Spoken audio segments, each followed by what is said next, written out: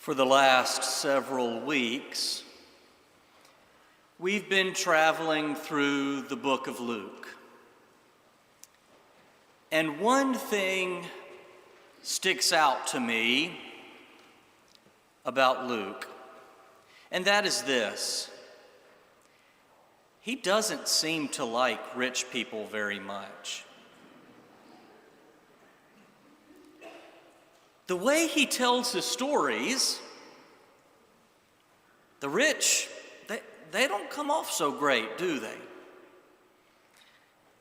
His characters who are wealthy, they seem cold, heartless, cruel, selfish people, less likely to enter heaven than everyone else.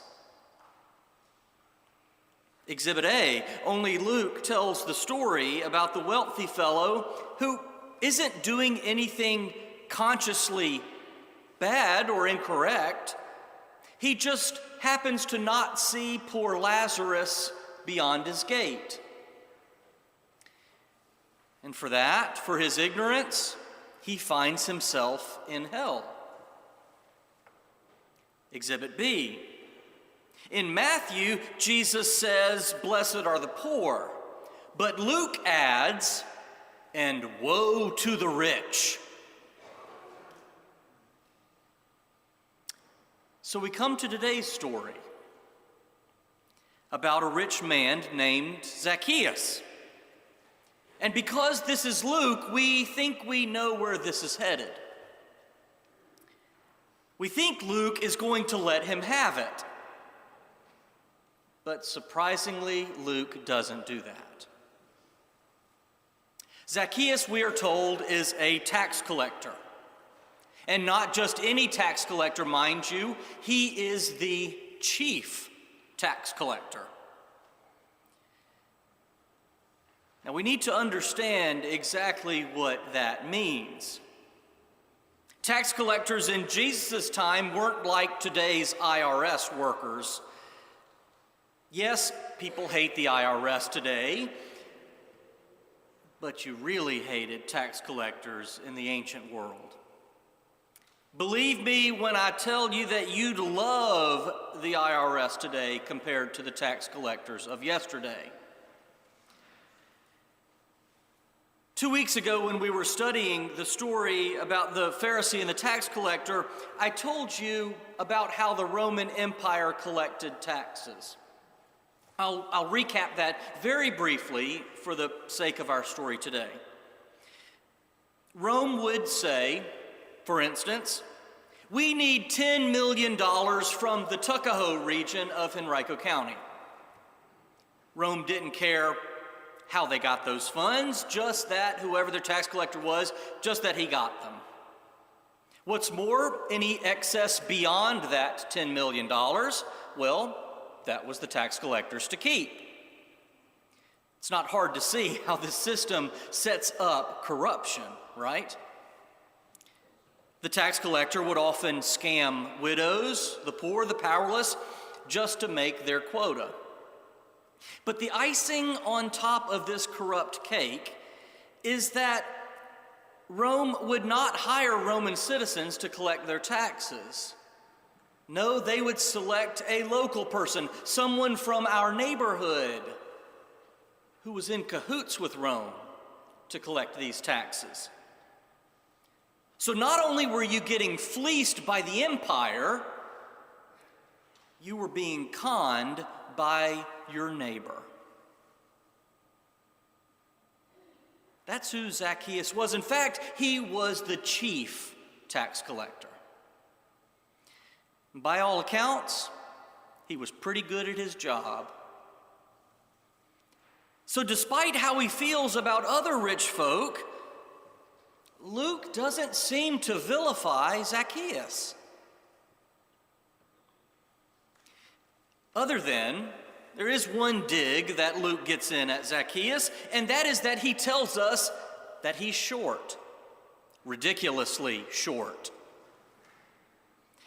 Like teasing him short. What did we sing in Bible school? Zacchaeus was a wee little man, and a wee little man was he. Sort of a cruel song to sing, isn't it? And what do? We teach it to children.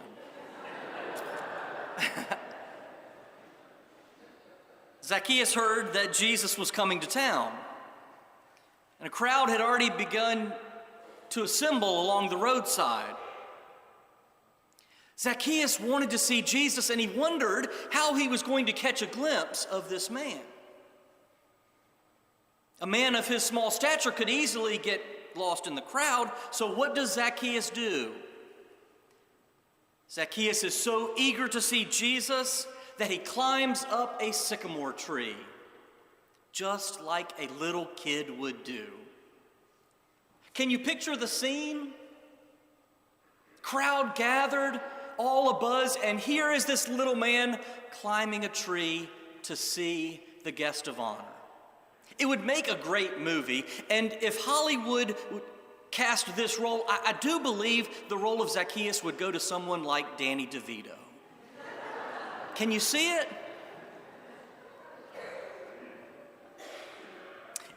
Anyway, Jesus is coming down the road and he spots Zacchaeus up in that tree. He yells for him, Hey there, Zach, come on down. Get down from that tree. I'm going to your house today. So that's what Zacchaeus does. He hurries down the tree and off they go, side by side, the con man and the Christ, walking home to supper. At some point in the story, I don't know if it's on the way home or if it's during supper itself. Luke isn't really clear, but at some point, Zacchaeus' heart is changed. He commits himself to being a different person, and he makes a two-pronged pledge. He will give half of his money to the poor and return any stolen funds 4 times over. Don't let that little detail skip you by. See, Jewish law required restitution of the money plus 20%. If my math is correct, Zacchaeus seems to think 400% is more appropriate.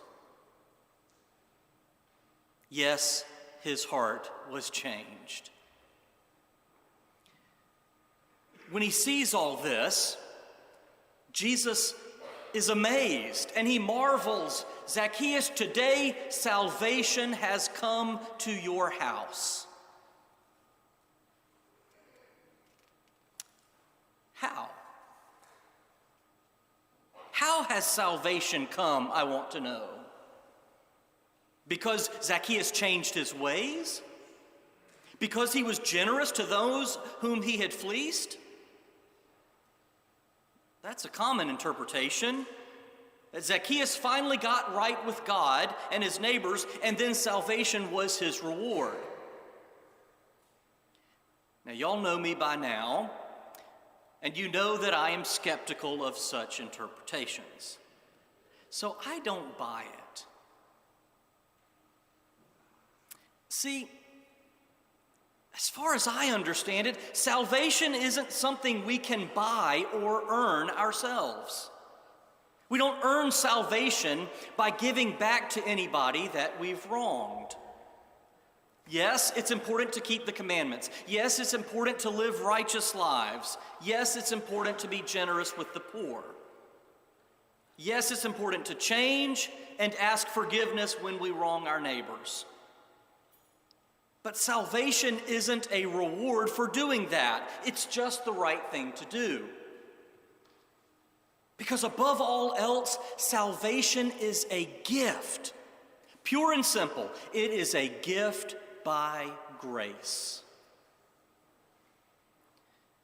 So the way I read this story, salvation doesn't come to Zacchaeus after he makes restitution. Salvation comes to Zacchaeus the minute Jesus calls his name. and he scampers down that tree. Reminds me of that old hymn, Just As I Am.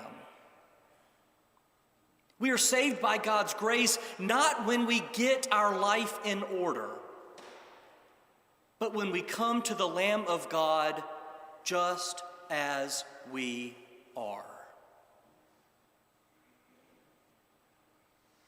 I think salvation comes to Zacchaeus, and because of that, his heart changes. His behavior changes. He begins to reorder his priorities. He begins to see that generosity to others is better than greed for himself. He goes from being self-centered and selfish to being selfless and sacrificial. Why? Because Christ welcomed him. What's more, nothing in Luke's story tells me that what Zacchaeus did in response to God's grace, his pledge to make restitution, that is, nothing tells me that he does that out of guilt. Luke seems to indicate that his newfound generosity is because of the salvation that is offered to him. It's because he has been welcomed by grace. And now that Christ has opened his heart and opened his hands, he can receive that salvation. I'm sure I've told you this story before because it's one of my favorites, so bear with me as I tell you again. Tom Long is a preaching professor, and he tells about a student of his who went for a walk with his dad at a downtown park. At the halfway point in their walk, this was before cell phones, mind you, they decided to stop by a payphone. Teenagers, if you don't know what a payphone is, talk to somebody whose hair is grayer than yours. They stopped by payphone halfway through their walk to call for a pizza which would arrive at home by the time they get there. As they head for a payphone that they spot, a homeless man approaches them asking for spare change. The student's father reached into his pockets and pulled out 2 handfuls of change. "Here," he says to the homeless man, "take whatever you need." The homeless man, hardly believing his new good fortune, he says, "Well, I'll take it all." And he reaches into the father's hands and takes both handfuls of coins, and he's on his way. Now, the only problem with this is the father now had no coins to make that phone call. So he says, "Wait a minute, sir. I need to make a phone call. Can you spare some change?" The homeless man turns right around, holds out 2 handfuls of coins and says, "Here, take whatever you need."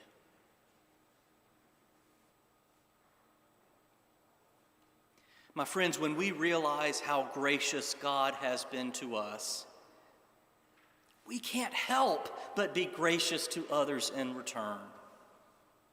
Zacchaeus opens his hands and releases all that he has taken from others so that he can receive what Christ wants to give him. And what Christ wants to give him is something that can never be taken from him. And it's all by grace.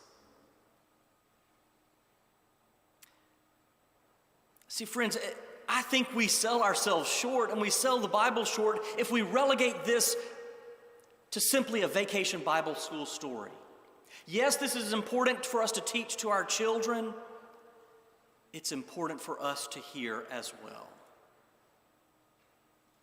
The Zacchaeus story is a powerful story of change. Found only in Luke, this story turns out to be a picture of the entire mission of Jesus. Received by the outcast, condemned by the authorities, offering grace to those who don't deserve it. It all starts with a short man up a tree. And it ends with one of the biggest hearts Jesus encounters in all of Israel.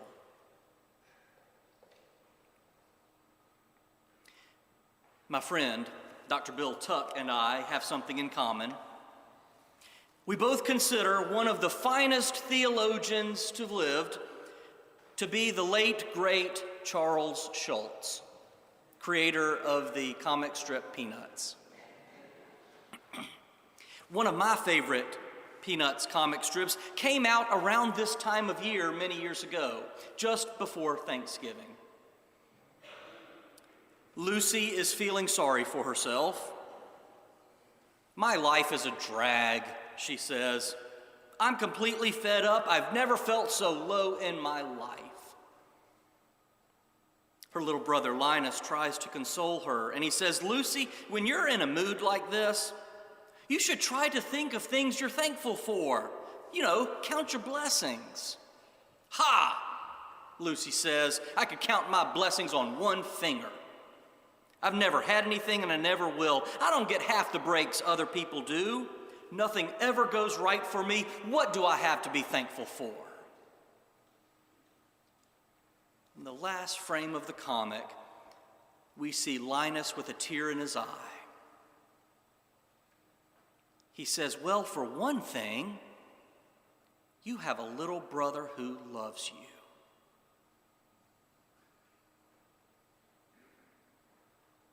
As my father would say, that'll preach.